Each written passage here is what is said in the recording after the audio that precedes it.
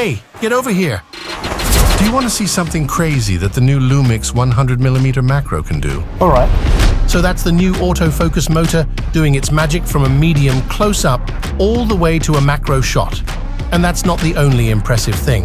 The new focus motor design allowed LUMIX to shrink this lens, and that's part of the reason why they were able to make the smallest full-frame macro lens in the world that's above 19mm. It is less than half the weight of the Sigma Art macro 105mm f2.8, and it also shares the design with the LUMIX f1.8 prime lens lineup. The shots you just seen are from the official launch video we filmed for LUMIX. Click the link below if you want to check that out.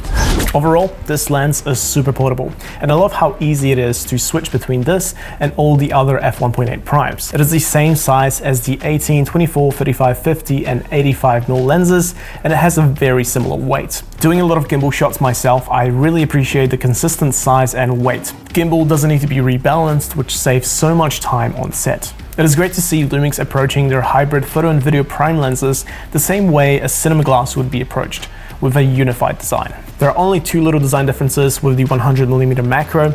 The first thing is the grayed out text on the front of the lens, and that is to help out with any reflections when you're taking macro shots, and also matches the S5 design. And the second thing is the distance switch, which makes the autofocus work either in full range, a 0.5 meter to infinity, or a macro only mode, which is 0.204 to 0.5 meters. An easy way to understand that is if I'm only taking macro photos, I would switch to the macro mode. That way the camera would not consider focusing on anything further than 0.5 meters.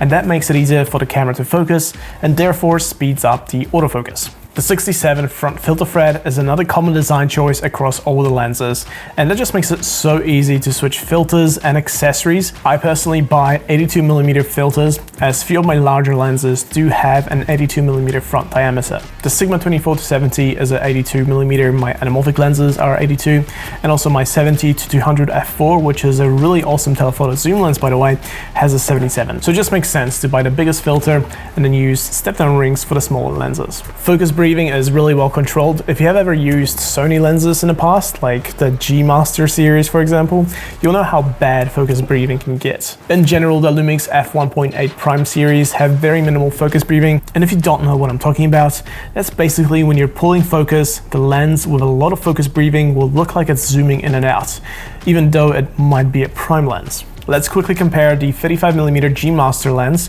to the LUMIX 55mm prime.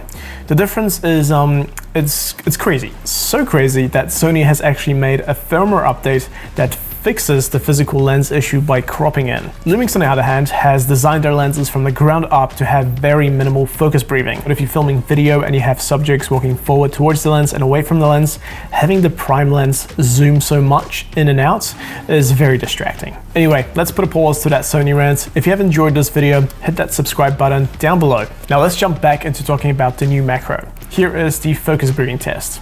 It looks pretty good.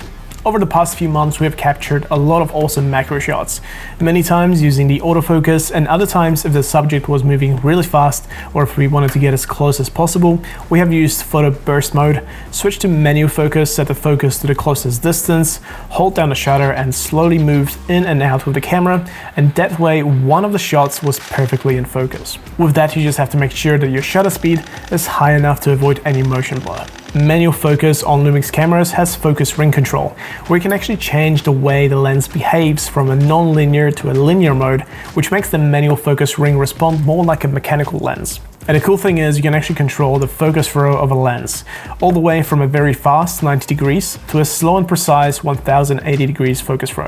I also use the 100mm full landscape photography.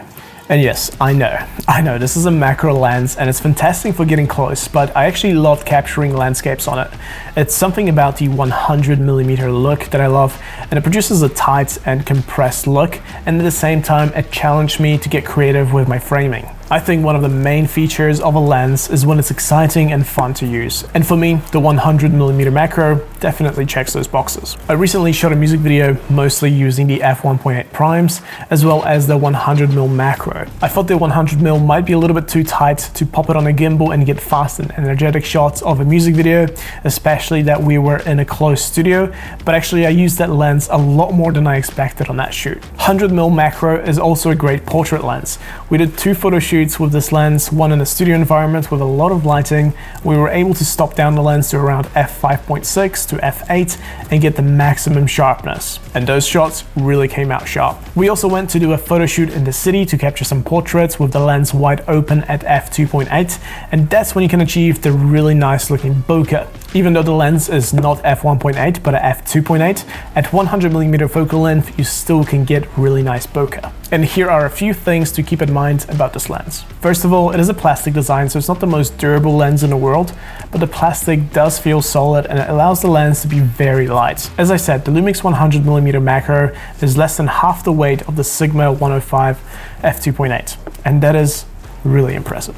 It is an f2.8 lens, so it's not as bright as all the other lenses in the series, and although it would be amazing to have an f1.8 aperture in this lens to get a bit of extra exposure when shooting in low light, at the end of the day, this is a macro lens, and when you get really close to a subject, the depth of field becomes really shallow. And most of the time, you'll want to step down the aperture to f8 or f14, if not darker anyway, just to keep your subjects in focus.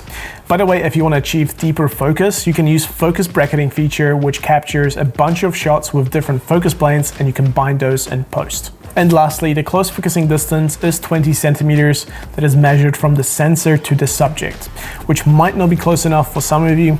So a little tip for that would be to look into using a macro extension tube. I'll link a Viltrox one down below. They're really affordable and support electronic lens control and autofocus. If you want to learn more, check out Richard Wong's review. I'll link it down below. Overall, this is a super fun lens and it's a versatile and portable addition to the f1.8 Prime series. Its unified design, size and weight makes it a great choice for creators. When I pack my bag for a run and gun shoot, I usually would take 3 Prime lenses as well as a zoom, either the 20-60 kit lens or a Sigma 24-70 f2.8, and with the Primes I normally gravitate towards the 18mm 35 and the 85, but now I can see myself taking the 100mm instead of the 85 because of its macro capabilities and those minimal run and gun shoots. If you have any questions about the 100mm macro or any other LUMIX lenses, do let me know down below, and I'll see you next time.